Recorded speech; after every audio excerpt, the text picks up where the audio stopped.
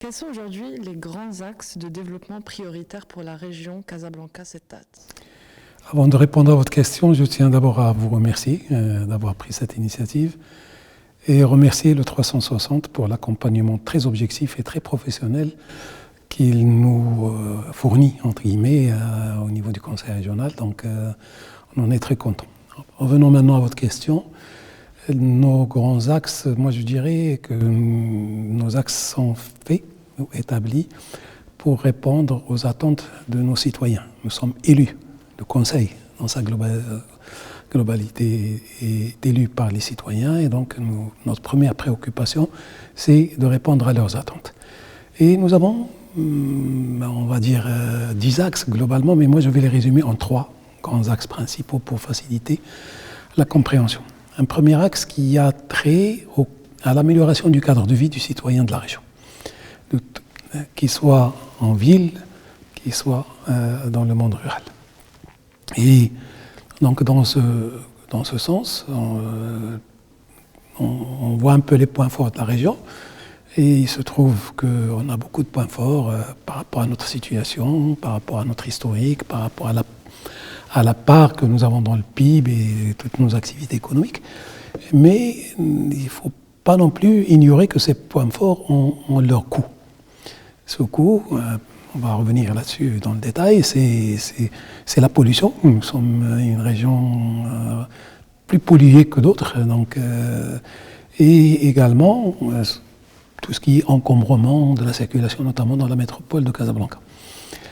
Plus le stress hydrique qui constitue, contrairement à ce qu'on peut penser, nous sommes la région la plus stressée hydriquement du Maroc. Donc, quand je dis amélioration du cadre de vie, c'est travailler sur ces axes. Améliorer la disponibilité de l'eau dans des conditions efficientes. Assainir l'environnement et donc dégager de la pollution. Et donc, vous allez voir que tout ce qu'on fait a cette préoccupation de durabilité en permanence, dans tous les domaines. Donc, c'est pas par hasard que nous avons vu que sur les 3 dernières années, le degré de pollution au niveau de la grande métropole de Casablanca et dans d'autres villes voisines a été sensiblement réduit, donc par des statistiques, par des stations d'observation. Donc, à ce niveau-là, je dirais que nous sommes en train d'atteindre notre objectif, et Dieu merci. Et également, donc, dans le monde de la mobilité, donc assurer que le citoyen puisse se déplacer dans la quiétude et dans l'assurance, et surtout à des conditions d'accessibilité financière et de temps. Donc il faut que le citoyen, surtout la citoyenne, parce qu'on voit que la femme a beaucoup de mal à aller travailler à cause de ce problème de mobilité. Donc là aussi, on a beaucoup investi dans ce sens. Et bien sûr, pour qu'il y ait tout ça, nous devons nous occuper, donc c'est là où j'attaquerai le deuxième axe, qui est le développement des territoires dans leur globalité. Et, donc nous investissons, les gens voient de manière visible, je dirais, de concrète, ce qui se passe dans le Grand Casablanca, la ville, mais aussi la province de Nouassal, qui ne relève pas de Casablanca, mais qui fait partie, pour moi, pour vous, de Casablanca. Même chose pour Mdiouna ou Mohammedia ou Ben Slimane. Donc, on investit beaucoup, justement, dans l'amélioration des conditions de vie des citoyens dans ce niveau.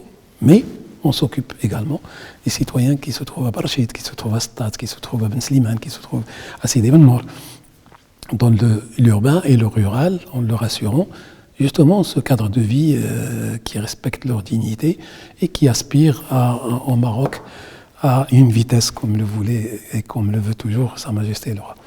Et troisième axe, c'est un axe, je dirais, d'ambition. Nous sommes la région la plus importante économiquement parlant, mais aussi en termes de population du royaume.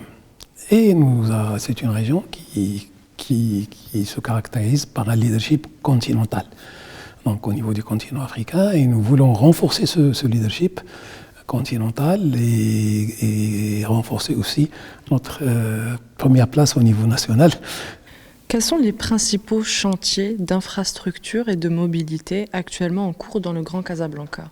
Il y a les infrastructures routières parce que il y a la mobilité, qu'elle soit publique ou particulière, a besoin d'infrastructures routières. Et donc, nous sommes en train d'investir sur des infrastructures très importantes, donc, qui sont les grands échangeurs que vous avez vus au sud de Casablanca, au nord de Casablanca, donc côté Mohammedia, côté Sidi Marouf, mais aussi côté Bouskoura, donc vous avez vu de grands échangeurs, mais aussi les Trimi. Nous ne sommes qu'à la moitié de ce programme. Il va continuer le programme au sud de Casablanca du côté de Darbouzza.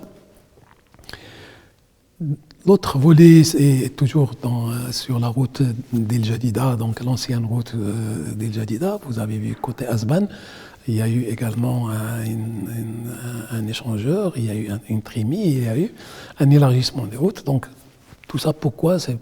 C'est justement pour fluidifier la circulation, pour réduire la pollution.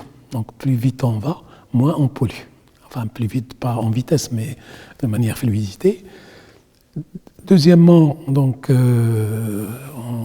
on travaille sur toutes les voies qui conduisent vers le grand stade Hassan II à Ben Slimane pour répondre aux exigences de la FIFA, qui veut que la durée, il ne parle pas de kilomètres, il parle de durée, temps.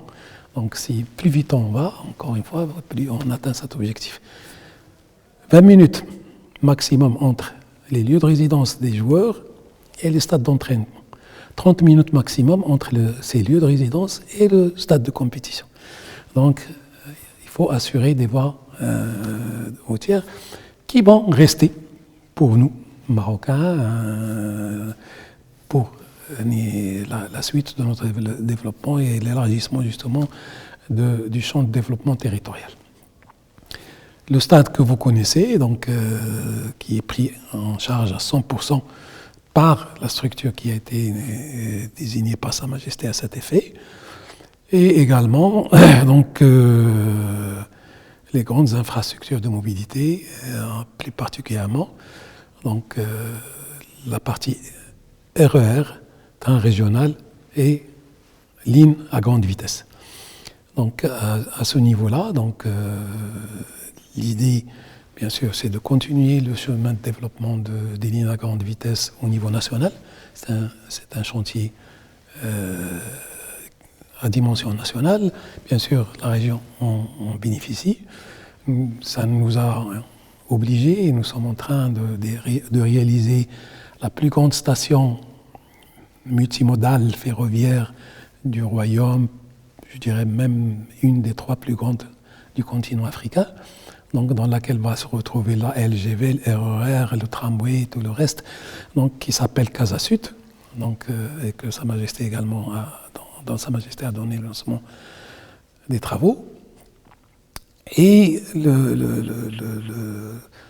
trains régionaux, on n'en parle pas suffisamment. Donc, RER est une chose. C'est un train métropolitain.